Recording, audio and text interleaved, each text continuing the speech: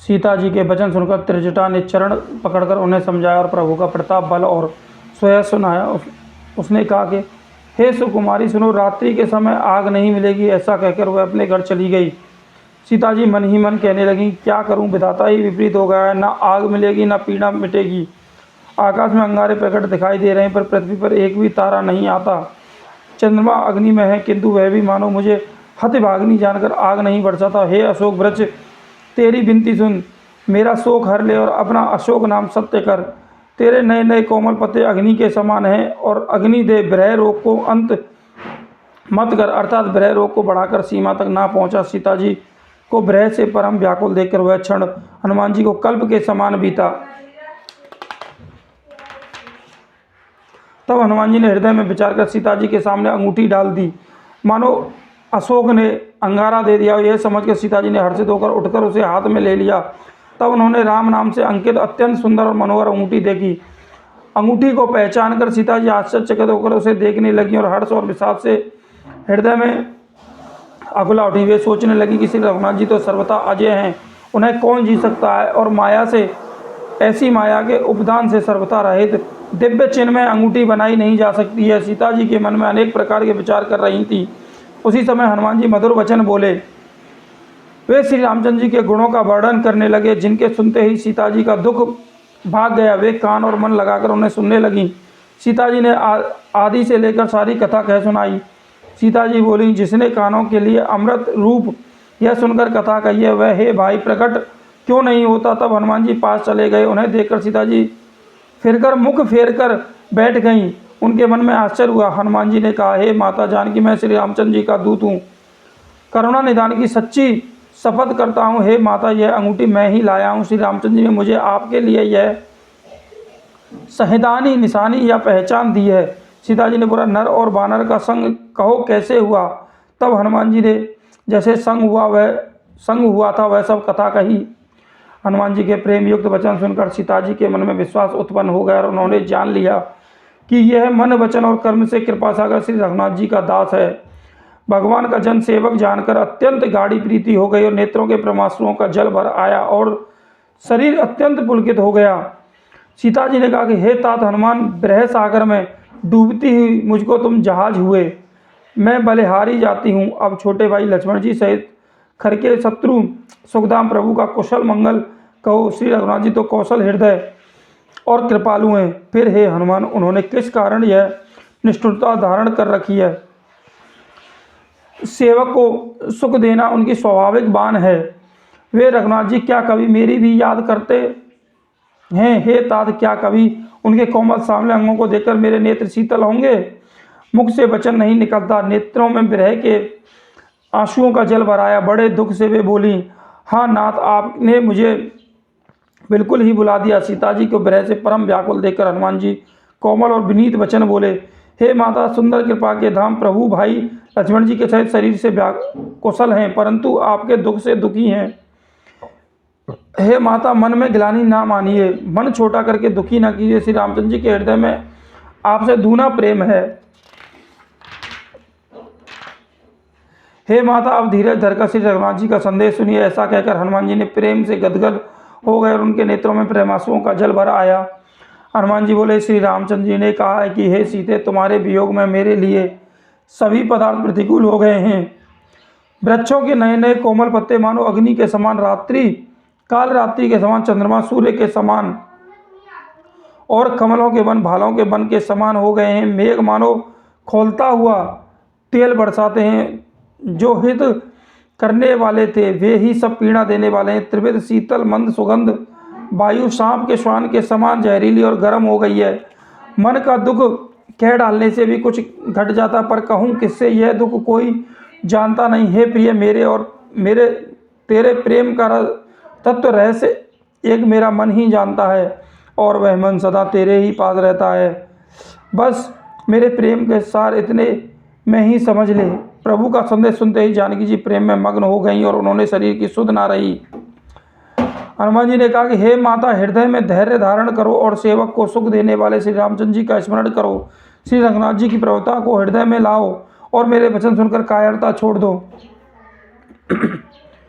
राक्षसों के समूह पतंगों के समान और श्री रघुनाथ जी के बाण अग्नि के समान हैं। हे माता, हृदय में धैर्य धारण करो और राक्षसों को जला ही समझो। श्री रामचंद्र जी ने यदि खबर पाई होती तो वे विलंब ना करते। हे जानकी, रावण रूपी सूर्य के उदय होने पर राक्षसों की सेना रूपी अंधकार कहाँ रह सकता है। हे माता, मैं आपको वही अभी यहाँ से लेवा जाऊं, पर श्री रामचंद्र जी की शपथ है, मुझे प्रभु उनकी आज्ञा नहीं है। अतः हे माता, कुछ दिन और धीरज धरो। श्री रामचंद्र जी वानरों सहित यहाँ आवेंगे और राक्षसों को मारकर आपको ले जाएंगे। नारद आदि ऋषि मुनि तीनों लोकों में उनका यश गावेंगे। सीता जी ने कहा कि हे पुत्र, सब वानर तुम्हारे ही समान नन्हे नन्हे से होंगे। राक्षस तो बड़े बलवान योद्धा हैं। अतः मेरे हृदय में बड़ा भारी संदेह होता है कि तुम जैसे बंदर राक्षसों को कैसे जीतेंगे। यह सुनकर हनुमान जी ने अपना शरीर प्रकट किया और सोने के पर्वत सुमेरु के आकाश का अत्यंत विशाल शरीर था, जो युद्ध में शत्रुओं के हृदय में भय उत्पन्न करने वाला अत्यंत बलवान और वीर था। तब उसे देखकर सीता जी के मन में विश्वास हुआ कि हनुमान जी ने फिर छोटा रूप धारण कर लिया। हे माता सुनो, वानरों में बहुत बल बुद्धि नहीं होती, परंतु प्रभु के प्रताप से बहुत छोटा सर्प भी गरुड़ को खा सकता है, अत्यंत निर्बल महान बलवान को मार डालता है। मन संतोष सुनत कपिबानी, भगत प्रताप तेज बल सानी। भक्ति प्रताप तेज और बल से सनी हुई हनुमान जी की वाणी सुनकर सीता जी के मन में संतोष हुआ और उन्होंने श्री रामचंद्र जी के प्रिय जानकर श्री हनुमान जी को आशीर्वाद दिया कि हे तात, तुम बल और शील के निदान हो। हे पुत्र, तुम अजर, बुढ़ापे से रहित, अमर और गुणों के खजाने हो।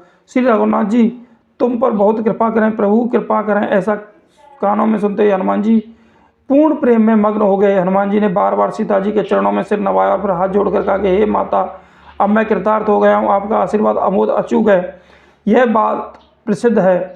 हे माता सुनो, सुंदर फल वाले वृक्षों को देखकर मुझे बड़ी ही भूख लग आई है।